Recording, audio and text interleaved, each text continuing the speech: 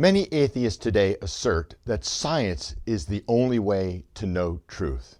In other words, truth can only be found through the use of our five senses. According to Richard Dawkins, atheist, in his book, The God Delusion, Darwin made God obsolete. In other words, everything can now be explained through naturalistic causes. There is no need for believing in the supernatural or any type of creator God. Welcome to Creation Training Initiative Radio and TV. I'm your host, Mike Riddle, and I'm the president of Creation Training Initiative, and we offer training courses to help others to be able to speak and teach about biblical creation and apologetics. Now, for many years, the public education system has been controlled by the teaching of what we call materialism. Again, the idea that all that exists is mass and energy. We see this in the following quote. The materialistic worldview has so widely infiltrated the natural sciences that not only has it become the ruling paradigm, but it is also the only view that is allowed. Any view other than one based on materialism is automatically rejected, regardless of the amount of evidence that supports it. In other words, in our public education system today, only one worldview is allowed, and that is the worldview of atheism, regardless of how much evidence goes against it. Now, so far in our series on evidence for the existence of God, we have covered the first three evidences. Number one being cosmological evidence. In other words, this universe could not be here without a creator God. Number two, we covered the evidence from design, the incredible complexity and design in all life that far surpasses anything mankind can do. And third, we covered the evidence from moral absolutes, that yes, absolute rights and wrongs do exist. Now in this session, we're going to cover evidence number 4, evidence from the existence of non-material entities. Now, what do we mean by a non-material entity? Well, matter. Let's take matter, for example. It involves mass and energy, which means it can be measured or it can be weighed. On the other hand, non-material entities would be massless. In other words, they have no mass, meaning they have no weight and cannot be measured. So there's a clear distinction between what we call material and non-material things. Well, let's start now with defining what we mean by the worldview of materialism. Materialism is the assumption that all that does exist is mass and energy, meaning there are no supernatural forces, nothing exists that is non-material, meaning there is no God. That is the worldview of materialism. Now, David Noble, the president of Summit Ministries, makes this statement. In fact, secular humanism, or materialism, is the dominant worldview in our secular colleges and universities. It has also made gains in many Christian colleges and universities. Humanists recognize the classroom as a powerful context for indoctrination. Did you get what he just said there? Materialism is not only being taught in our secular universities, all that exists is mass and energy, there is no creator God or any supernatural forces, but it is also being taught in some forms in our Christian universities and colleges. And it's also being taught from the pulpits of many churches in this country. Now, materialism is the foundation for what we call secular humanism. It is also the foundation for atheism, and it is also the foundation for evolutionism. Now, the late Carl Sagan, atheist, made this statement. The cosmos is all that is, or ever was, or ever will be. In other words, that is the philosophy of materialism right there. There are no supernatural forces, no creator God of any kind. All that exists is mass and energy.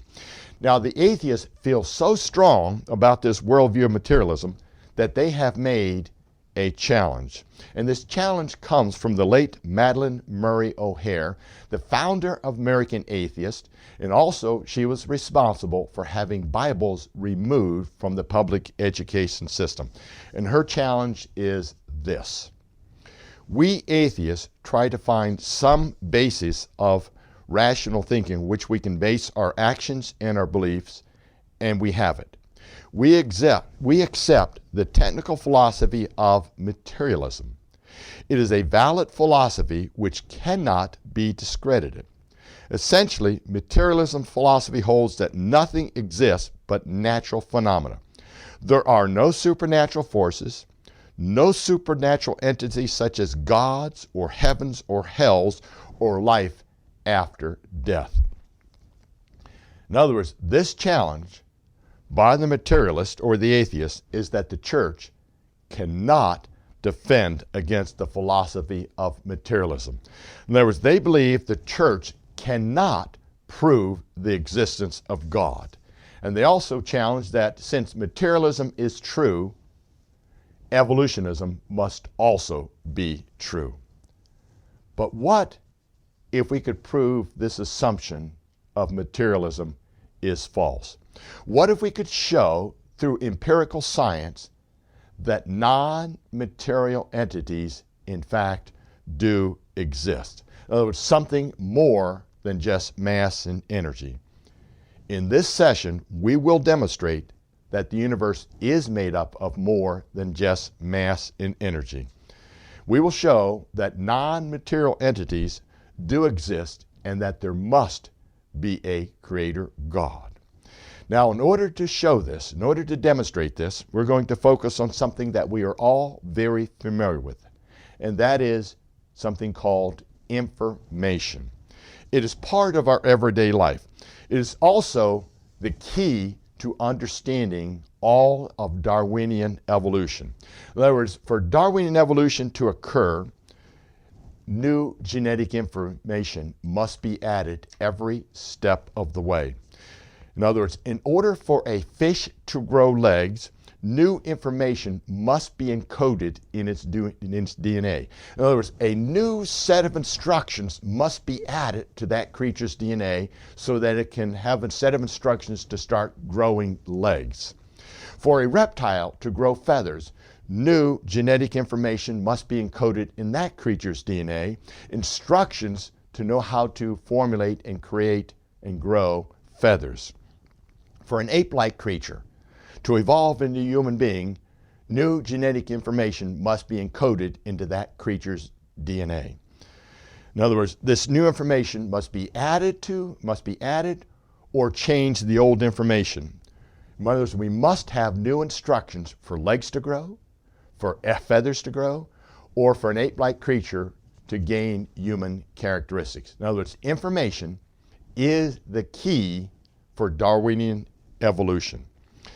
Now, to help us understand this information and how it shows there must be a creator God, we're going to go through what I call 6 facts about information. 6 facts about information. And these 6 facts are, number 1, where is information used? 2, what is information? 3, how is information transmitted? 4, information is the key to life. And 5, where does information come from? And 6, scientific laws and information. So we'll go through all 6 of those. So let's start with fact number 1. Where is information used?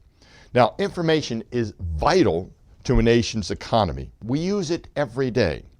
We use it in computer technology. We use it in marketing, research, education, sports, and we find it in all living things. So information is everywhere around us. Carl Sagan, again, the atheist, stated this: the information content of a simple cell has been established as around 10 raised to the 12th power bits, comparable to about 100 million pages of the Encyclopedia Britannica. Now, 10 to the 12th power is 1 followed by 12 zeros. That is an incredible amount of information. So how can you call any cell with that much information in it, a simple cell? There is no such thing, ladies and gentlemen, called a simple cell, because one cell is more complex than any machine mankind has ever made. Now let's go to fact number 2. What is information? Now there are many definitions about information. You find them in books, you might find them in biology books, you might find it in dictionaries. But all these definitions only apply to one particular component or one particular area of technology. But there is one definition that works in all technological systems and in all biological systems, only one. Because this is the only definition of information that works everywhere, it is referred to as universal information. Now let's go through the definition of universal information. Now I'm going to read this definition off, and it's somewhat technical. But then what I'd like to do is take it apart to help simplify what we mean by universal information. And the definition is this.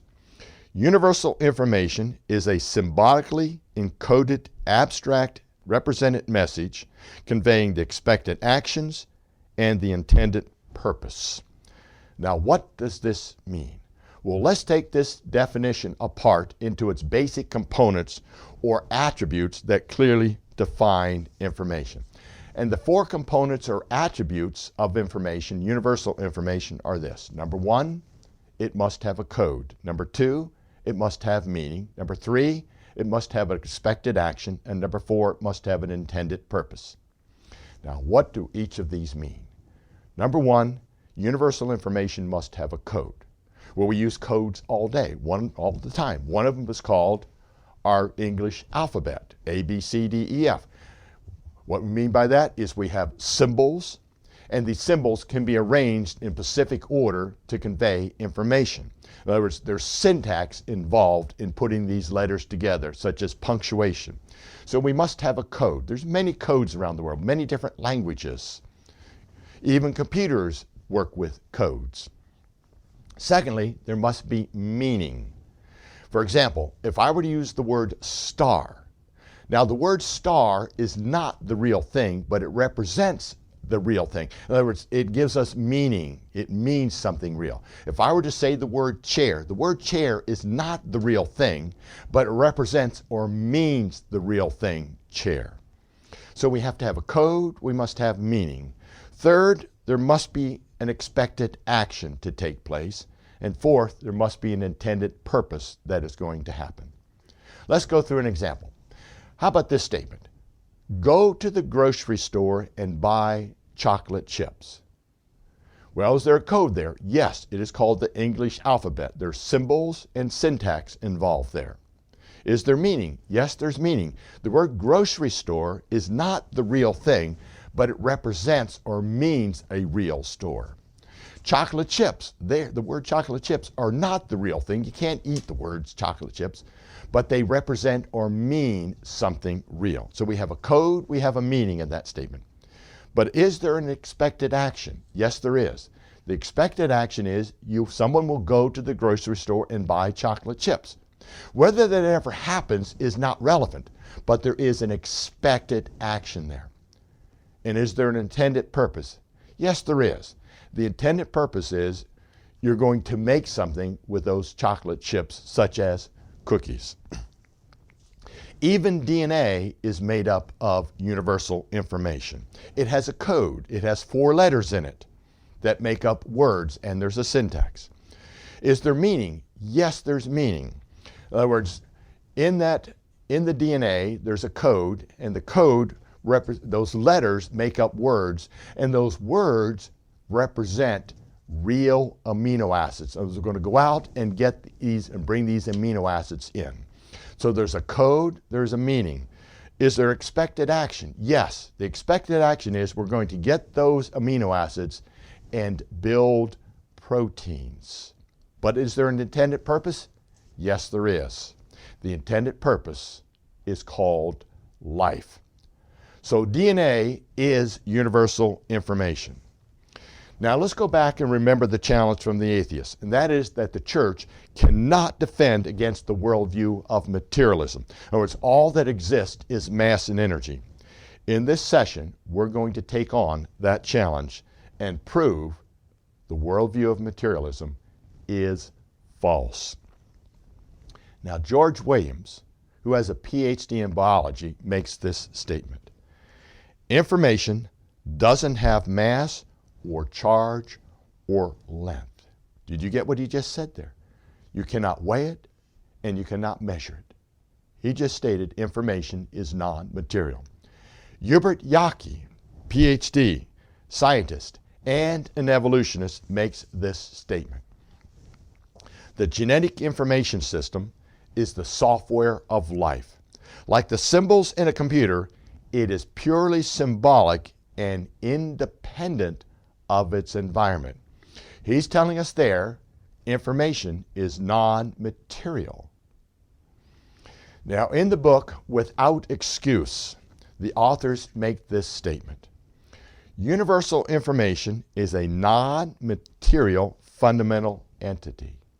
So over and over again, the scientists do recognize information is non-material.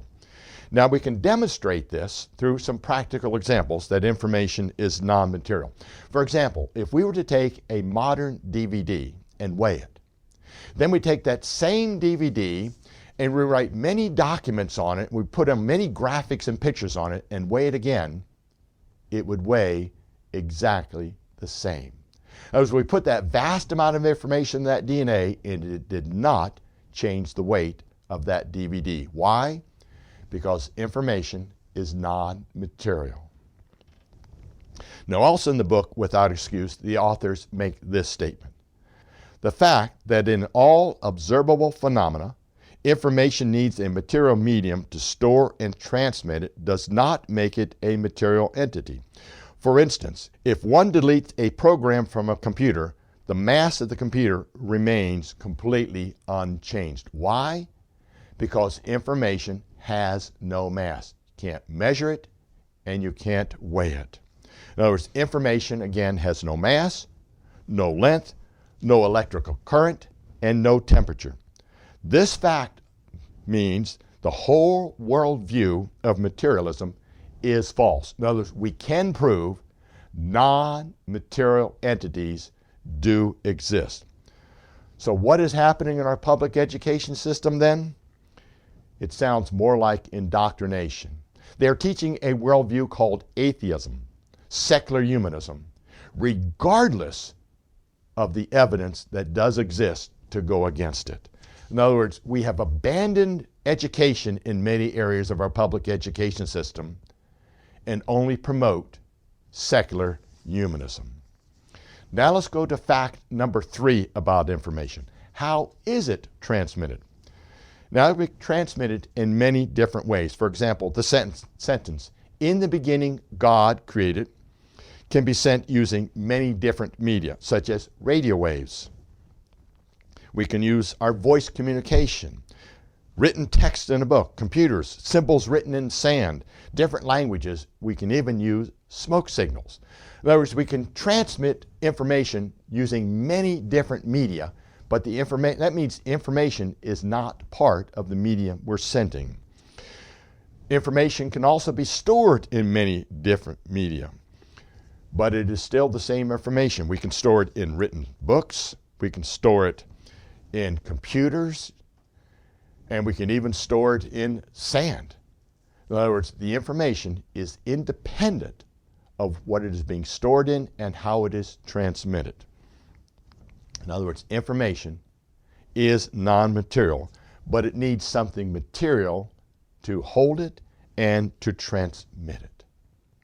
Let's go to fact number 4 about information, and that is information is the key to life.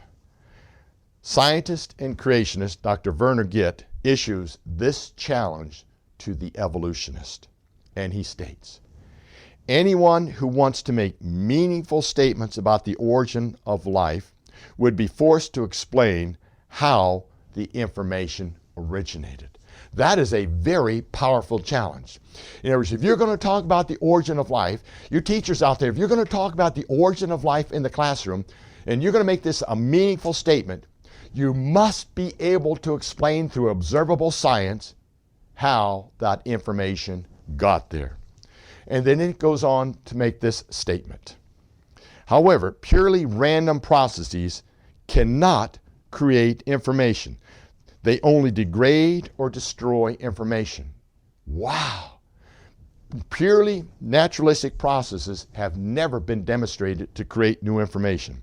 Donald Johnson, who has a PhD in chemistry and a second PhD in information systems, states this: since there is no known scientific procedure to generate life in the laboratory, let alone in some unknown prebiotic mechanism, one could assume the probability of life from purely physical causes is zero.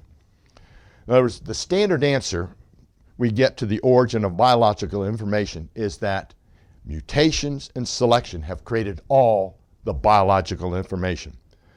But as we will see, this claim is not based on any known science. John Sanford, who has a PhD in genetics, makes this statement: yet I am still not convinced there is a single crystal clear example of a known mutation which unambiguously created information. He further goes on to state, everything about the true distribution of mutations argues against mutations leading to a net gain in information as needed for forward evolution. And then Lee Spentner, PhD in physics, states, in all the reading I've done in the life sciences literature, I've never found a mutation that added information. And then he further states, all point mutations that have been studied on the molecular level turn out to reduce the genetic information and not increase it. Donald Johnson, again, PhD, science, states, those who insist on purely physical causes of life are thus in an untenable position when it comes to known science. Not only can they not prove that it's possible for life to come about by physical interactions of nature, but the information content in life precludes that possibility. Now, the fascinating thing about information is it is the key to understanding what makes life different from non-life. It is basically the Achilles heel of evolutionists and all materialists. Now, how do evolutionists tell us information got here? Purely naturalistic causes. Folks, that is what they're teaching in the public education system. And as we have seen, the scientists know that is not true. Now, how much information is in living systems? Well, let's go to Bill Gates, the founder and former CEO of Microsoft. Bill Gates makes this statement: human DNA is like a computer program, but far, far more advanced than any software we have ever created. Now, if we were to take all the DNA in our bodies and stretch it out, uncoil it and stretch it out, and line it all up end to end, that would be 31 billion miles long. That would extend beyond our solar system. That is an incredible amount of information in our bodies. Where did all this incredible amount of information come from? And that leads us into fact number 5 about information. Where does information come from? Now, in the book, Without Excuse, the authors, scientists, make this statement. The fact is, no empirical research has ever shown that matter left to itself is capable of creating universal information. So they're making this statement. Matter by itself cannot create information. Again, John Sanford, PhD in genetics, states, information theory clearly indicates that information and information systems arise only through intelligent means and are only preserved by intelligence. Donald Johnson again states this, that DNA can mutate to modify information is a fact. That such mutation can produce a net gain in information has yet to be demonstrated. Then he goes on to make this statement. There is no known physical mechanism for producing any increase in information. Wow. Let's take one more. David Abel, PhD in science, and also director of the Gene Emergent Project, states, "We are hard-pressed to provide empirical evidence, rational justification, or references showing how programming can be accomplished without intentional choices of mind. It is only one's materialistic, metaphysical commitments that make this fact difficult to acknowledge." In other words, in our public education system, we're going against known science. Why? Because our public education system has a commitment to materialism, not good science. Now, in the book, again, Without Excuse, the scientists state, when proponents of materialism address the question of the origin of information, they invariably do so by invoking mechanisms that have no observable basis.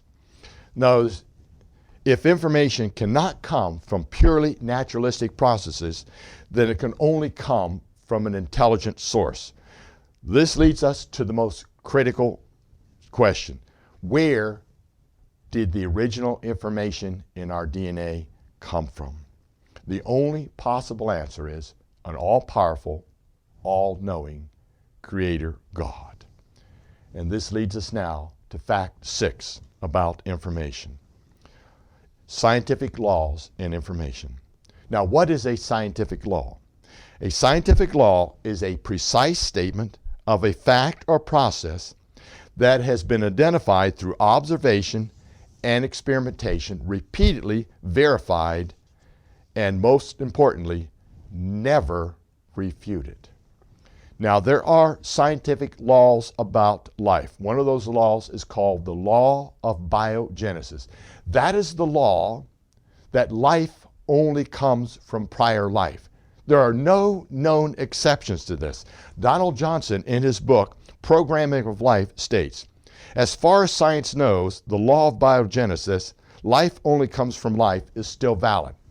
But ladies and gentlemen, you know what they're teaching in our biology classes in public schools today? That life arose from non-life. That is not science. That is faith. In other words, what they're telling our youth in our biology classrooms is that the laws of science have been overthrown and only evolutionism is true. We are in great trouble in our public education systems today. Why?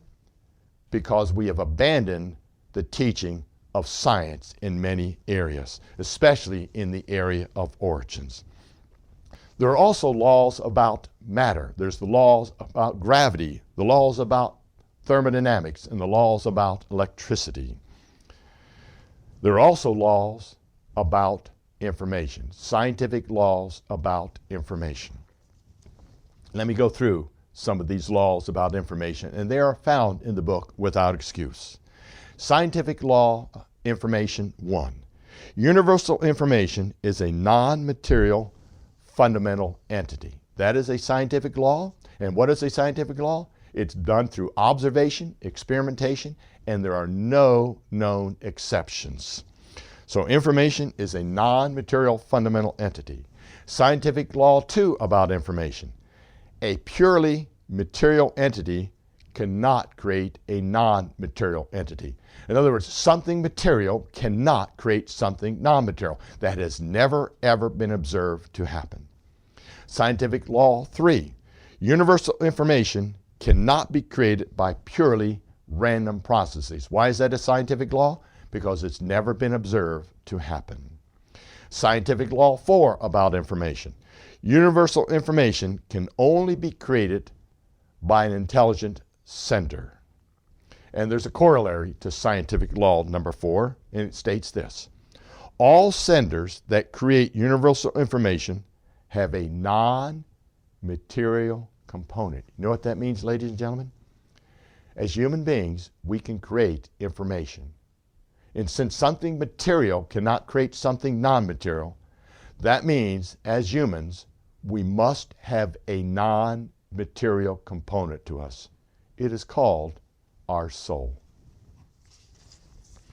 Now, as you've heard, an ongoing problem for evolutionists is information. Why is this? Because information is non-material, and the presence of information in this universe is undeniable. In short, information demands an information giver. The question we need to ask the evolutionists is this, a very important question. And all our students should have this question down. Can you show me any observational evidence for that vast amount of information our DNA came from that does not require me to use faith? Let me repeat that. Important question. Can you show me any observational evidence for that vast amount of information our DNA came from that does not require me to use faith? The only answer we're getting in our education system, the only answer we're getting from the atheists is this. Over millions and millions of years, through mutations and selection, all that information came about. Ladies and gentlemen, this is not a scientific answer. It is an answer based on faith. Why? Because no one has ever observed millions of years, and no one has ever observed mutations adding new functional genetic information to the DNA. So the evolutionists, the materialists, are not doing science. Now, based on what we have shown here, we're now ready for what I call 4 powerful conclusions about information. Conclusion number 1. Since DNA is an information code and the density and complexity of the information in DNA is magnitudes greater than present human capability, and information requires an intelligent sender, we can conclude the originator or sender of the information DNA must be highly intelligent. Conclusion number 2. Since information is non-material and something material cannot create something non-material, and information is a DNA code, we can conclude the originator or sender of the information in DNA has a non-material component. Conclusion number 3. Since materialism is the doctrine that matter, mass, and energy is all that exists, and since information is non-material, we can conclude the doctrine of materialism is false. And then conclusion number 4. Since information is non-material and information requires an intelligent sender, and the information in DNA vastly exceeds anything mankind has done, we can conclude there must be a creator who is non-material and highly intelligent. Now let's conclude with what that creator has told us in his word. And we see this in Psalm 147, verse 5. Great is our Lord and mighty in power. His understanding is infinite. We also see this in Romans chapter 11, verse 33. Oh, the depth of the riches, both of the wisdom and knowledge of God. How unsearchable are his judgments, and his ways past finding out. And we see this also in Jeremiah 32, verse 17. Ah, Lord God, behold, you have made the heavens and the earth by your great power and outstretched arm. There is nothing too hard for you. Thank you, and God bless you. If these lessons had been a blessing to you, you might consider financially supporting the Ministry of Creation Training Initiative. You can do this by going to our website, creationtraining.org. Again, that's creationtraining.org. Your tax-deductible donation of just $20, $50, or more a month, or a one-time gift of any amount will make you an education partner in building an army of Christian educators who can teach the biblical account of creation and train others to be able to defend their faith and be biblically faithful to God's Word as it states in 1 Peter 3:15. But sanctify the Lord God in your hearts, and be ready always to give an answer to every man that asketh you a reason of the hope that is in you, with meekness and fear.